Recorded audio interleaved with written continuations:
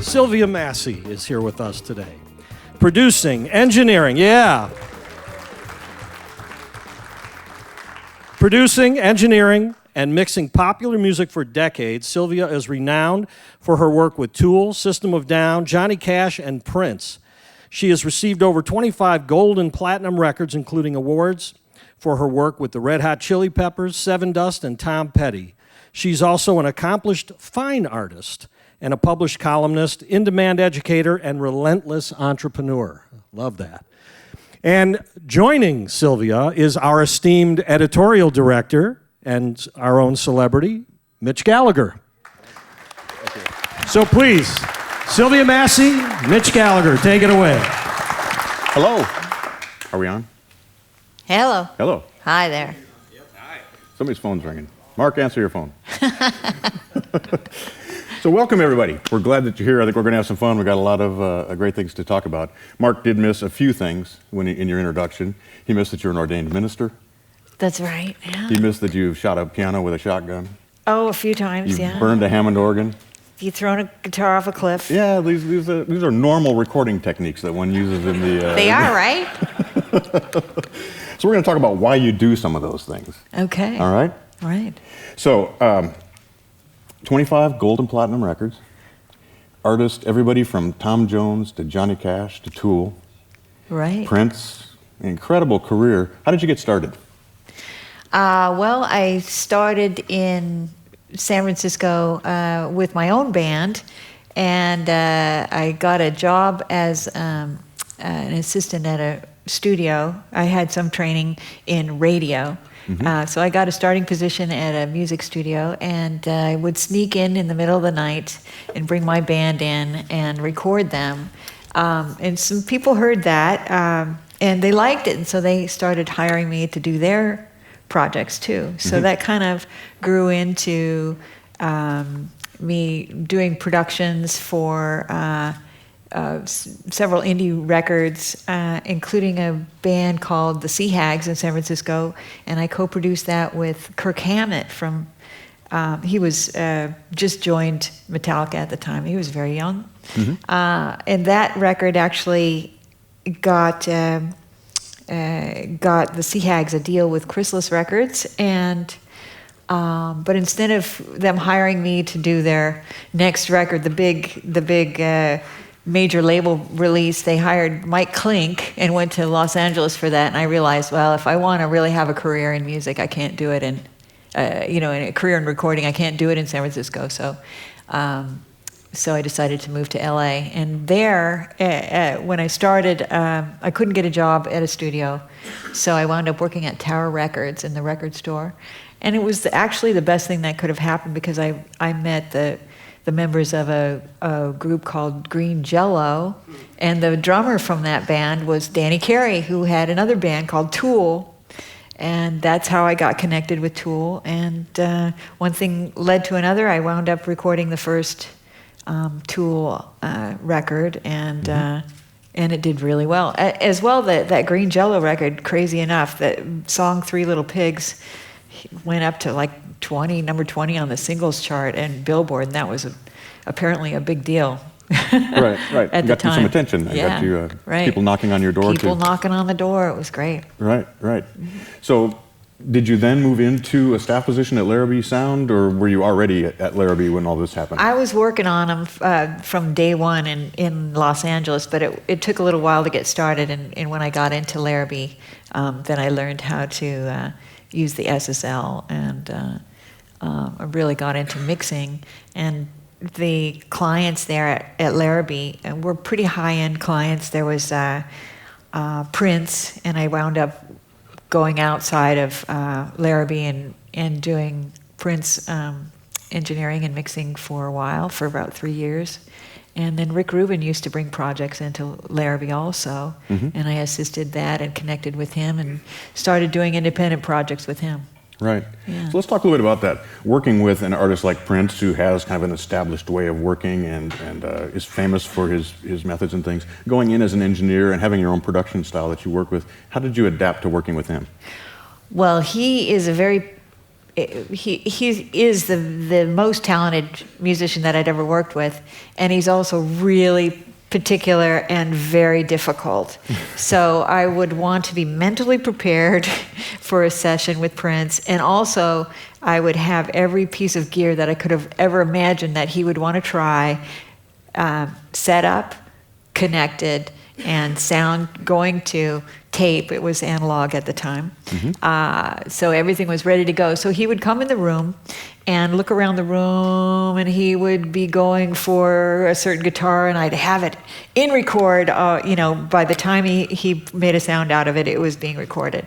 And it was an amazing time, because he not only is playing incredibly, but he's also dancing and spinning on his heels, and doing a little show. And it's just me and Prince together in the studio, and it was just like my own private show, Wow. But they were difficult times too, because he basically had a whole team of engineers on tether, basically. So he any time of day or night, he would just say. He would call, I'd hear the phone ring at 4 a.m. and it'd be like, Sylvia, come to the studio. It's like, okay, here I go. Right. But it was great. Right. Fantastic. So did he come in with the music kind of conceptualized in his head, and then he was just realizing, using the gear that was there, or was he composing on the spot? Both, but I think a lot of it was already composed in his head, and he had a very particular way of doing things, where he was recycling songs from the Revolution at the time. So he would pull things out of the library, the archive at Paisley Park, and he would get 7 copies of a certain song, 7 2-inch reel-to-reel copies of a song. And then he'd have this copy shipped to this studio and this copy shipped to this studio. And then he would erase the lead vocal and erase a couple other tracks, keep basically the drums, maybe the bass line even, keep the percussion, and then he would re-record different parts. So all of a sudden he had 7 new songs, and there was one for Paula Abdul, but it was actually the same song that Louie got, just reworked a little bit different. And if you really listen carefully to some of his catalog around the 90s, in the early 90s, you'll hear that there's many songs that are actually the same, but just reworked in different ways. Right, and very clever. And he'd have several studios going at the same time, each with a different team inside. And I noticed that when I started working with Rick Rubin, Rick had the same style, where he'd have several projects going at the same time. And Rick's talent is in choosing a team to work on a certain project. He would first choose the music for the project. Then he would choose, okay, I want this engineer, I want this mixer, I want this programmer, we're going to get this drummer, and he would very carefully tailor a session, and then he would just kind of stop in and check in on it to make sure nothing's getting screwed up too much, And Right. if it wasn't going in the right direction, he would steer it, and then he would let it happen on its own. And I truly admire him for his style of production. Right. With those two different styles, one of the challenges of being an engineer, especially an engineer that also produces, is knowing when to speak up and throw your ideas out there, and when to say, you know what, I shouldn't say anything, I should just be in the back of the room being quiet. How do you learn that, or how did you approach that with those two different approaches? Well, when you're starting out and you're an assistant, you really don't have any opinion at all, and you'll get kicked out in a minute if you chime in. In fact, you're screwed if a band member says, "Hey, what do you think?" Because if you have an opinion and it's against what the producer's thinking, then you're out of the session. And if the same goes with if you side with the producer, then the band members hate you. So you're just always best to not have any opinion at all, and just kind of, you're right, hide in the background. But if you're doing if you're taking the role of producer, and sometimes you have to recognize that there's a void that you must fill, and then just jump right in and be brave. the first sessions with Tool, we were in rehearsal, and they were struggling with parts, and I never really chimed in too much on the rehearsals, but all of a sudden I realized, boy, you know what? I could help with this. So I put in my opinions on things, where to chop and what to do with this part and when the vocals should come in and tempo changes and this and that.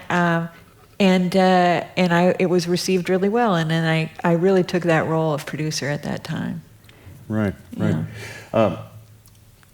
After having worked at Larabee through that era, then you established your own studio at Sound City?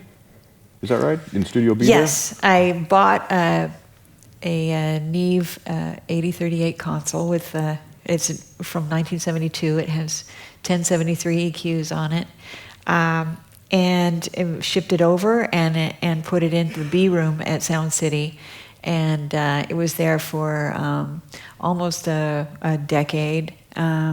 And a lot of great projects were recorded on it. But yeah, I spent a lot of time at Sound City. Right. What was it like working in that studio? Because that's a very famous studio it had to be an inspiring space to be in. Yeah, well, the Dave Grohl documentary was really spot on because it was a dump. I mean, it was really to the point where washing coffee cups in the bathroom sink that had cracks in it and stuff. It was just really kind of disgusting, and it was just like mold. And when I first moved my equipment into the Studio B, there was one bare light bulb hanging over the console, and it was so sad. And I said, "Kay, can I fix this, or would you fix it?" And they're like, "No, we won't." So I had to actually sneak in and get the repairs done when no one was looking. And I rehung, I put in all new lighting, and then the manager left for the weekend, and I went into her office and I redid her whole office, repainted, replaced all the ceiling tiles that had all stains in it and everything. And she came in, she didn't even notice. But she did after a while. It took her like a day before she noticed. And then she came to me and she said, "You know what my boys did?" She's talking about the interns. "They fixed up my office for me. Isn't that awesome?" I'm like, "Yeah, Siobhan, that was great." And then later on, someone told her it was me, and she came bursting into Studio B, and she's like, "How dare you come into my office?" I'm like, that's the way it was like. That's what it was like at Sound City. Right. Yeah. So when did you make the decision to move to a very small town and put your studio into a theater? Well, I got to the point where I was really comfortable with my career, and I was planning on moving to Lake Tahoe area and setting up a studio there, like a residential maybe. And then I met a guy, and he had a place in Mount Shasta. So I went up there, and wow, Mount Shasta is a beautiful place on earth. In a neighboring town, there was this old theater that was abandoned. And I went inside it, and it was about this size, the same type of ceiling height, except it was an old vaudevillian, like a Art Deco style, you know. And it really needed some help. The ceiling had holes in it, and so I bought the building and moved the Neve up from LA. And started working there, but I never even built a control room in there, and I started working in an open studio with no glass between me and the artist, and I really liked doing that. So I was in the same room with the band members in these old vaudevillian theaters, and you can find them. They're specialized use structures, so sometimes you can buy them for a good price. But they're designed so that if you are talking in the back of the room, or actually the stage, anything whispers on stage you can hear in the back of the room, and the same goes the other way around. So if I was in the back of the room behind the console, I learned really quickly not to talk about the band because they can hear everything that you say. So me and the engineer would always be scribbling notes. Oh my God, this guy sucks. And then we'd crumple them up and throw them away right away. Yeah.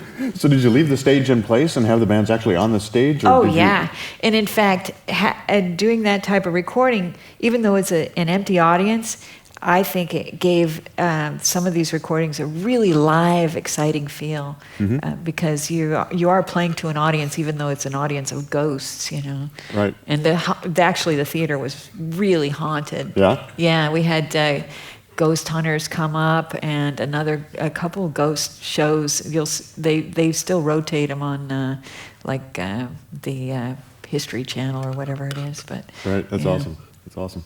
So working in one space with a band, especially in a large space like that, there are some challenges. Number one is monitoring. How did you deal with that? Well, I trust a set of headphones. I've been using the Biodynamic DT 770s for years. So those were my go-to headphones. I just discovered the blue Mo-Fis, which have a built-in amp now, which are really great. The isolation is fantastic. They're super comfortable, and they get loud, and they're actually very close to the quality of the Biodynamics. So these headphones that I trust will track drums, and we'll all be using headphones. And then after that, if we're doing overdubs, then I don't need the headphones anymore.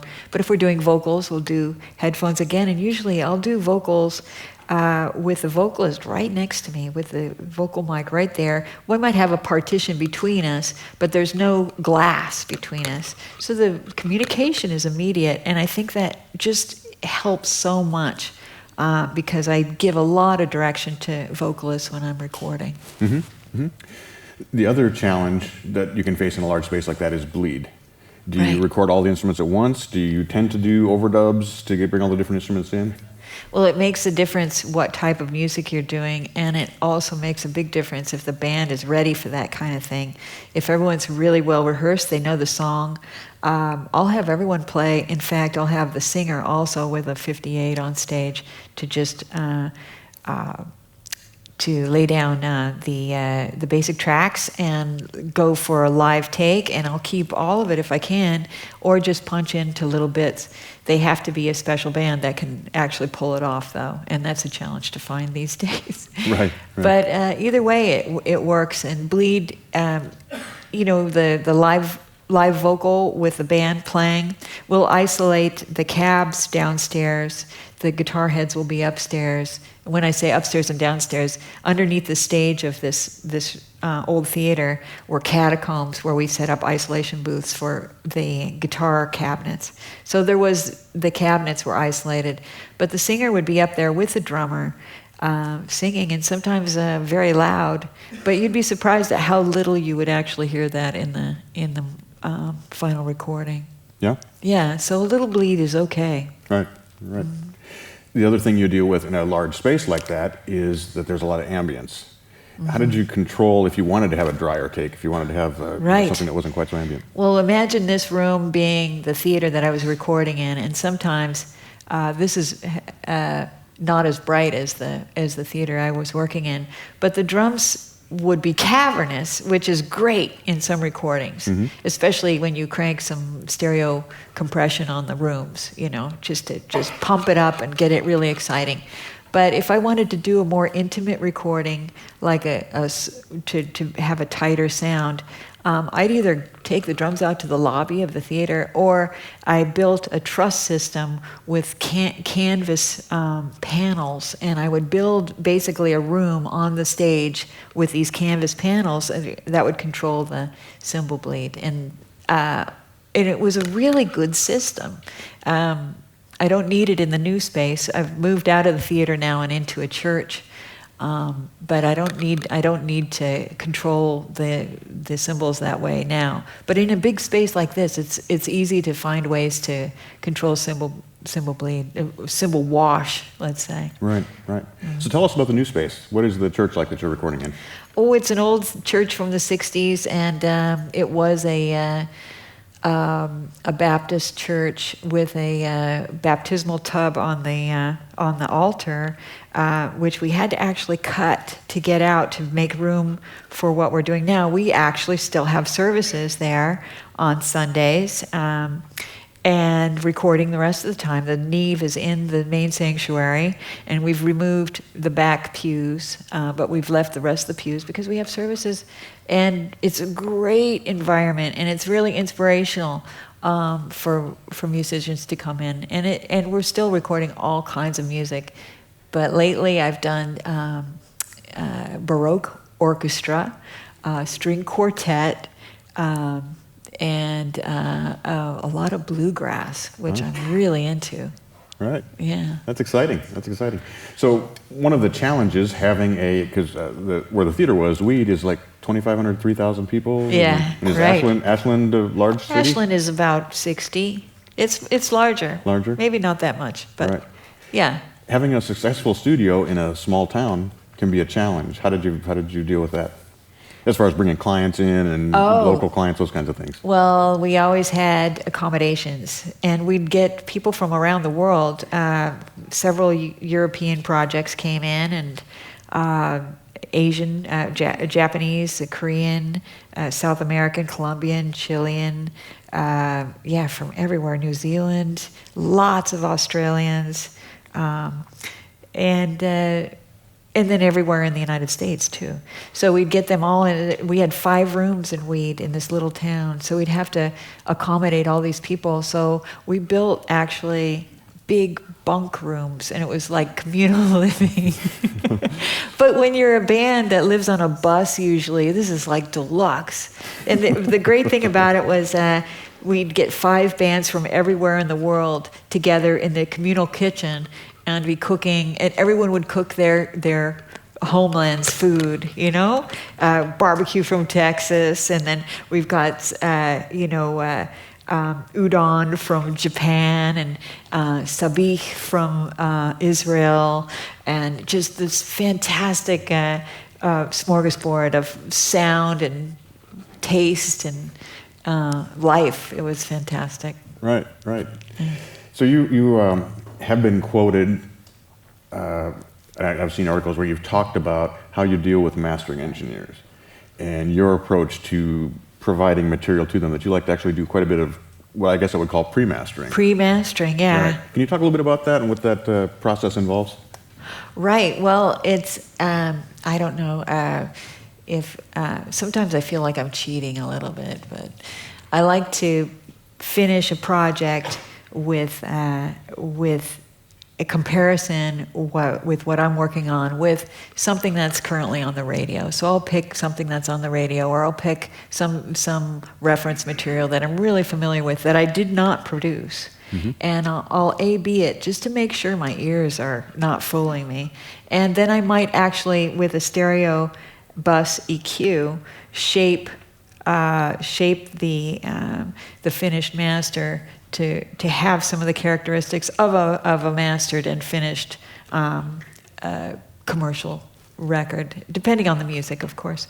But that's the pre-mastering that I like to do, so that when anyone listens to even an unmastered finished recording that I've done, that it just jumps out of the speakers. There's no denying it. There's nothing left to do except to maybe put a little sheen on the top and shape the bottom a little bit.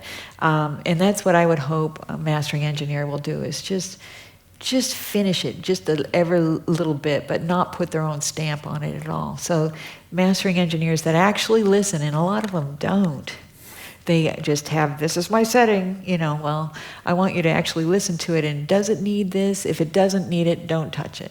That's the way I work. Right, so you want to kind of protect it in a way. Yes. Right, yeah. provide it to them in a way right. that fits your vision of it. I'll choose a mastering engineer that I know won't go too far with it. Mm-hmm. Yeah. So how do you approach the mixing process, given that you're involved in the tracking of most of the projects that you're mixing, I would assume?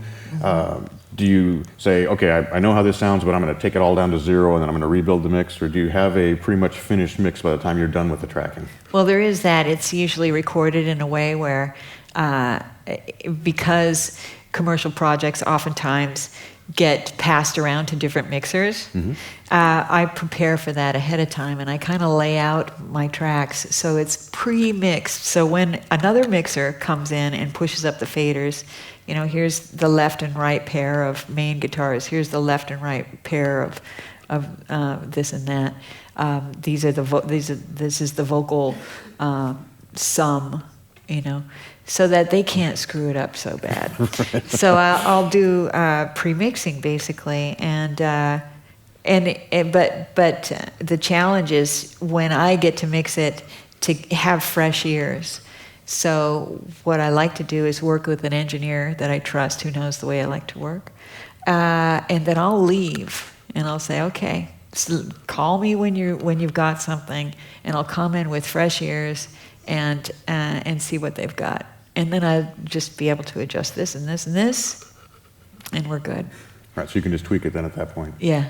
Now, we were talking a little bit earlier, and you had said that Prince actually works kind of the same way. You guys would track, and then he'd take off, and you would mix, and he would come back. Yeah, Prince generally likes to do the vocals himself. So before, when it came to the time in the recording of a song to do vocals, I would have a microphone hanging over the console, and he would do his own. He would sing and control the recorder on his own, and I'd be kicked out. I'd be sitting outside the door of the studio, and it generally would take around 4 hours.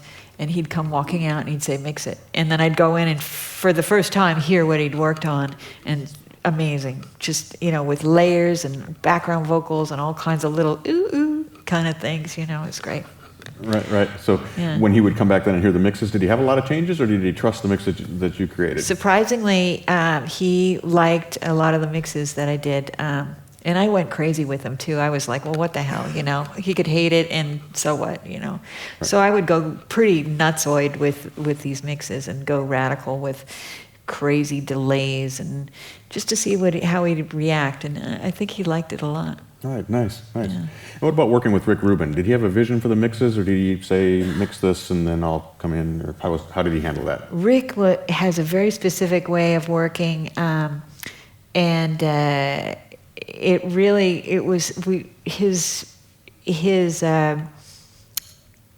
genres of music that he works on are so varied that you have to kind of take a new approach with each project. Like for the Johnny Cash record that I worked with him, I did a record called Unchained.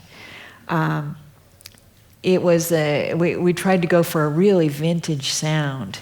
So the microphones that I used were generally tube microphones, and I used a Gates stay level, a vintage Gates stay level, and a UA, a Universal Audio 175B, which is the predecessor to the 1176 for compression, and we'd get it kind of furry, we'd give it a little, give it that edge, so give it that old-timey kind of flavor. So Rick would come in and he would make judgments about the mix, but generally in that environment with the Johnny Cash record, he approved everything that I did on that project.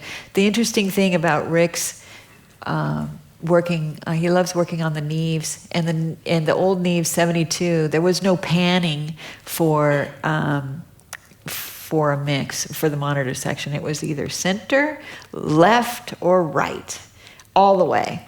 So you'll hear a lot of Rick's records that were mixed on the Neves, the old Neves, that they're very much, there's no panning over here, and a little bit of here and that. It's all the way over and all the way over and right down the middle, and bone dry. It's very exciting. Yeah, right. Yeah. A different approach. Yeah. So you mentioned using some of the microphones on this project. Do you have, the Johnny Cash project, do you have go-to microphones that you choose if a band is coming in, you say, okay, put up this, put up this, put up this, put up this, or how do you approach that? Yes, I do have very simple setup, actually. On the drums, I like 57s and 421s. Basically, SM98s on the top of the toms, and those are Shure mics, the 57 and the SM98s. 421s are Sennheiser on the kick drum and on the bottom of the toms, and I flip them out of phase with the top mics. And for overheads, I use the Mojave MA200s, large diaphragm, tube mics. And on the hi-hat and the ride, I generally use a Shure SM81. I like also AT mics are great for hi-hat, and but that's generally my go-to mics, my go-to package for that. Bass, I like 421 Sennheiser generally. Guitar, 421 57s. Start there, we might go get more adventurous. Vocals, I used to only use Telefunken U47 with my secret vocal chain, which I'll show you in a moment. Right. But I've actually changed that. I don't actually turn on the Telefunken anymore. I use a Mojave MA200. The MA200 is really my favorite high-end mic that I have right now. And I should mention, I'd be remiss in not mentioning that Mojave Audio actually brought Sylvia in, and Dusty Wakeman's back here. Please give him a hand for facilitating this happening for us. Dusty. Great microphones, and we're glad they're here. We're good friends of Sweetwater. So thank you, Dusty. So there's a recording forum called Gear Sluts, and you did a Q&A on Gear Sluts. And there was a very interesting post that I came across there, just kind of scrolling through that, where you talked about different approaches to being a producer. Right. Because you ask most people, what does the producer do? And they'll have kind of an answer of overseeing the session, or they're the, whatever it is. Right. But you actually broke it down into subcategories. There was the musician producer, the engineer producer, and the fan producer. Can you elaborate on that? Yeah. I think you start your career as a producer coming from one of three directions. I came from the engineer side. There's musician producers that are, like the Neptunes, Daniel Lanois, and Pharrell Williams. Those would be the musician type of producers. Then there's the fan producers, and that's like the Rick Rubin, who's just a fan, not a musician, not a technician in any way. He's all about the music and understanding the songs. And really listening from the music buyer's perspective, let's say, the music consumer's perspective. So from an engineer's perspective, from an engineering producer's perspective, I got into it because I was using the equipment as my instrument. And I've actually gotten better with being a musician since I've started producing. I learned how to play drums. I do a lot of vocals. I do a lot of backing vocals. I do vocal arrangements. I do string arrangements and do a lot of really elaborate string arrangements now. So I've gotten better with that being the musician side. I've always been the fan. I guess all of us start there. But you'd have to be a fan of music to be a producer. Well, let's hope so. Otherwise, I don't know why you're here. But you could do film music or film sound. You could have other careers in audio. Sure, but you're probably a fan of that then. Yes, of course, fan of film. So tell us about how do you find the bands you work with, or how do they find you? How do you choose a band that you're going to work with? And what's the production process like? Well, I like to work with groups that are not following trends. I really like groups that are really carving their own path. And in fact, those groups may not ever be popular, but I hope that they're coming into it because they love the art of it, So I worked with recently with a bluegrass band that does progressive bluegrass, complicated rhythms, and several tempo changes during songs, and a real story arc that 7-minute songs with a story, really exciting and unusual. And that kind of thing really attracts me. And that's why I was excited about working with bands like Tool and System of a Down, because they were doing something that was radically different. And it was a miracle that they actually came to be popular. I mean, when you think about it, System of a Down was doing, sugar, with this quirky thing going on, and but that's what I love. So I'm always looking for something that's not typical, and then I can apply my weird production style onto it, which is, I try to match the style of music with my production. Right. So there's the production style, but there's also the music side of it. How involved are you in saying, change that verse? No, take that word out. I want this chord instead. Are you? It depends on the project. I'll throw those things out into the room a lot. Not that they're all accepted, and I'm not going to push my imprint on someone else's music. But I will make suggestions, and I do that quite a bit. Yeah, definitely. And it was a bit of a challenge for me to get enough gumption and courage enough to do that in sessions. Because some of the bands I've worked with are kind of scary, you know what I mean? Like, oh boy, I think I was sitting on a plane coming back from a session with Slayer, sitting next to Tom Morello and Tom Araya, and he's like looking at me. He's like, "That better sound good." And I was like, whoa. It sounded good. It did. But yeah, they're kind of scary, some of them. Right. Yeah. So working with someone like Slayer, Johnny Cash, these artists who've had Tom Petty, these artists who've had an established career, do you feel a need to go in and put your own imprint on that, or do you feel that you should follow what they've done in the past, or how do you look at their heritage as a producer? Well, someone like Tom Petty, they give you something really special right up front, and documenting that is the number one priority. Giving them a little flavor of, I tend to use older tube or rack equipment that has a vintage flavor. So we're going to get a little bit of that 70s, maybe a 70s honk. With the stuff that I do. I prefer drier vocals, and I like distortion. So you're probably going to get a little bit of that with my production, but I don't want to imprint my thing on there. But every producer, I think. It's also a good thing if you can listen to an album and say, I know who produced that, but you still enjoy the artist for what they've done with the songs. Right. And if they're working with you, you presume it's because they want what you're going to provide for the, production as well. So you wouldn't think they would come to you if they didn't want what you do. Right. Right. So speaking of what you do, you've done some very interesting things to capture interesting sounds, and you have a little video that you brought along here to play for us. I'm in the middle of writing a book.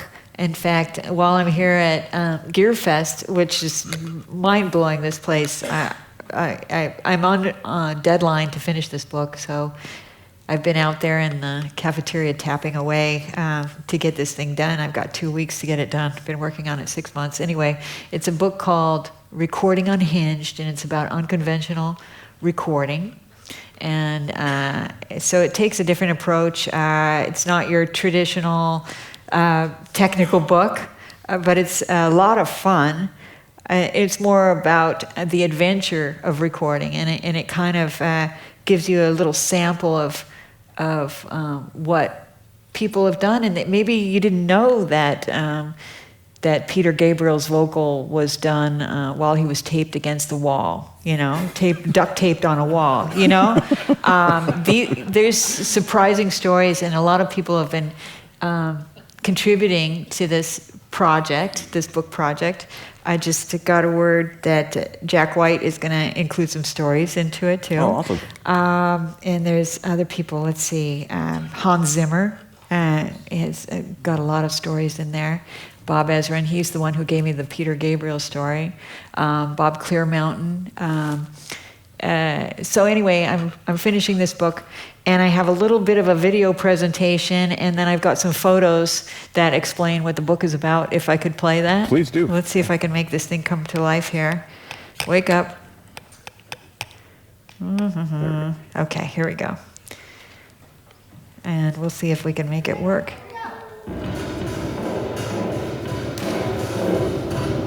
Oh yeah, that's Tool. It's that's Tool. Yeah.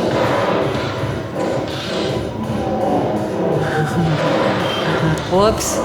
Oh yeah. Okay. So anyway, that's kind of some of the stuff that I've done in the studio, and it's all about like creating an environment where there's no rules. You can really feel comfortable with what you're doing, and then creative ideas start flowing. Like there's no limit to it, right? Mm-hmm. So you start throwing some crazy idea at a band, and then they say, "Oh yeah, well what about this?" And suddenly we're dragging things out in the middle of a snowstorm and trying, yeah. So, but I have to ask, even being creative.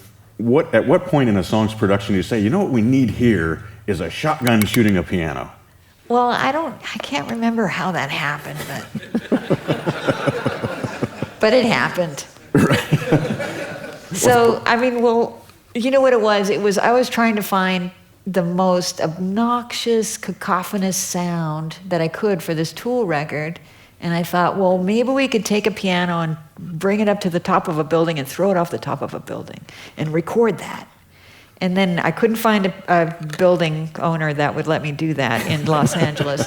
So we looked at crane companies, and that was just that they wouldn't actually go for it either. So I wound up,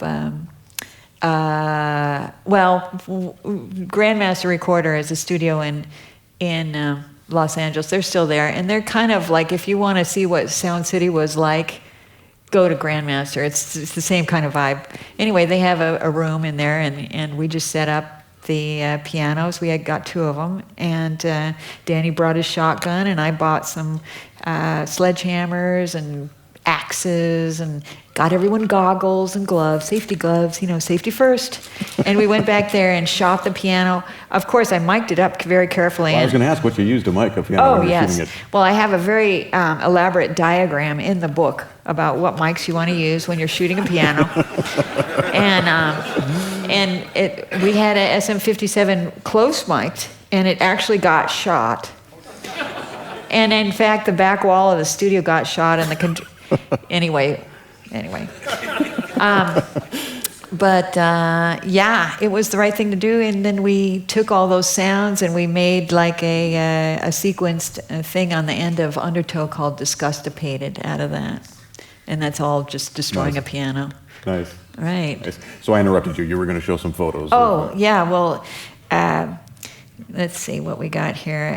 I have some photos that are going to be discussed in the book. This is now, does everyone see what that is? It's an amp. It's a very, very small amp with a very big microphone.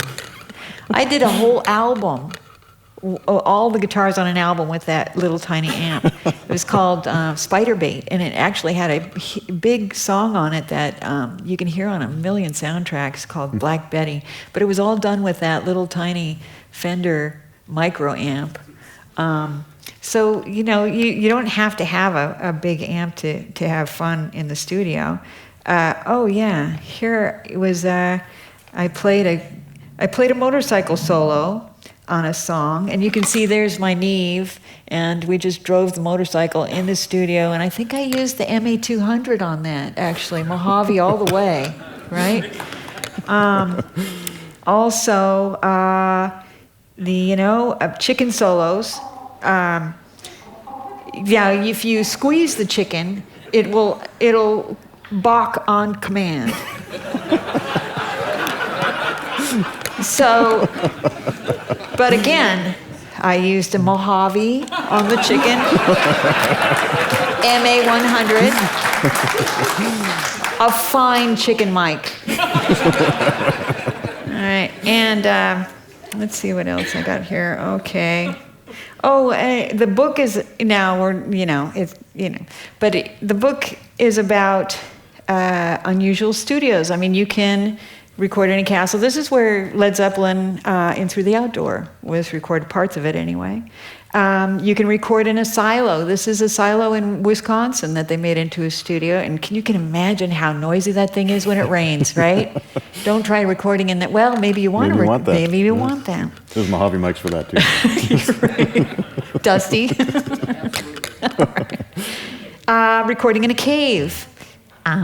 Yes, that's my engineer Ian doing vocals in a cave, in Pluto Caves, actually, in Northern California. Have you ever used a cave for vocals? Try it. It's great. Actually, Bob Ezrin recorded the Pink Floyd Division Bell on this. This is the boat Astoria that David Gilmour owns. It's got a studio, and a fantastic studio in it. I mean, could you imagine? This Justin Stanley is a producer who built a studio on a train, and they went from coast to coast, station to station was what the project was called, and they would pick up musicians along the way and record them while they were traveling. And he has got stories in the book about recording on a train. Bob Clear Mountain recorded this band. This is Band of Horses, the band of Horses, on the top of the mountain behind the Hollywood sign. And he has a story about that in the book. Let's see what else we got. Oh, yeah. This was a session I did. Yeah. Oh, yeah. You know, driving and recording at the same time can be dangerous. But anyway. Oh, God. I better stop this. Anyway, you get the idea. So record in a moving van. Why not? Mojave's got mics for that, too. Sure. Let's see what else we got. Oh, the book is also about building stuff. For real, you can take a telephone handset and wire it with an XLR cable. Just put a battery on one side. And I've got specific diagrams on how to do this. This is for real. This is great. You just wire it up and you solder a 1.5 volt battery, not a 9 volt, a 1.5 on one side of that XLR. Stick it in the handset, and you've got line level, and it sounds just like a telephone. It's amazing. Imagine that. Amazing. Use it on your recordings. Seriously. This is a device that some people know about. It's a Cooper time cube. Do you know about a Cooper? Yes, yeah. Right? They made this in the 70s, and they have a great plug-in for it now. But why not build your own? Do you know what's inside that box? Garden hose. Garden hose. You wouldn't even imagine it, but there's a garden hose inside that box, and they built it with like a little speaker on one end of the garden hose and a little microphone on the other end of the garden hose. So you send your sound into one end of the garden hose, and it's a delay. It's actually delayed by the time it's an analog delay. So you can build your own. I've done it. Make sure that the hose is completely dry, though. Right. Don't just drag it out of the yard without drying it out. And you can actually cut the hose to adjust your delay. So you want to probably start with the slowest song on the album first, because as you cut the hose, the delay gets shorter, and then you got to get a new hose. But anyway, build your own Cooper Time Cube. I've got a diagram in the book on how to build your own Cooper Time Cube. Here we go. This is actually my secret vocal chain. This is one of my diagrams. I drew this. And you'll see that it starts with the Telefunken U47, but I drew this before. You know, Okay, it starts with a Telefunken 1073 into a UA 175B and then 1176. These are rack units. But honestly... Just to ask, so you go through 2 compressors? Yes. And why do you do that? Well, the UA, the Universal Audio 175B, is kind of a soft compression. So it gets it gives it a great character, and it makes it furry and nice. But the 1176 takes and clamps it down. So, and I hit them both hard. And this kind of vocal treatment will just make vocals just come right up to you, just right up to you. But then you can get loud, and it doesn't go away, you know. Mm-hmm. But when you can have a very dynamic singer, and they can be very quiet and then get very loud, and that's the best way to control it. But to be honest, I stopped using the Telefunken, and I haven't actually even plugged it in for the last couple years, because this is the real secret, is the Mojave MA200, and that's what I use for my vocals now. Awesome. I don't even use the 47. I love the 47, but it sits in a box, and that's all right. That's awesome. Yeah, it's the real thing. Sylvia, one more thing. Yes. You have some posters here. Oh, yeah. So what are we looking at here? This is a special poster that I made for this event, and it's a kind of close to what the front of the book looks like, and I'll show you what that is. This is kind of the front of the book. Oh, it's showing a little bit more than I didn't want, but anyway. But I have a special poster here that I'd be glad to give out and sign if anyone's interested. I think we have like 100 of them here on the front stage. right One of there. them is mine. So before we're done. All right. But the book comes out January 2016. That's right. Next year, So January. just a few months away. Yes. Thank you so much for being here. Has this been great? It's been great. Thanks. Sylvia Massy, big hand. All right. Mitch Gallagher. Thank you so much. All right. Yeah, Mitch, thank you.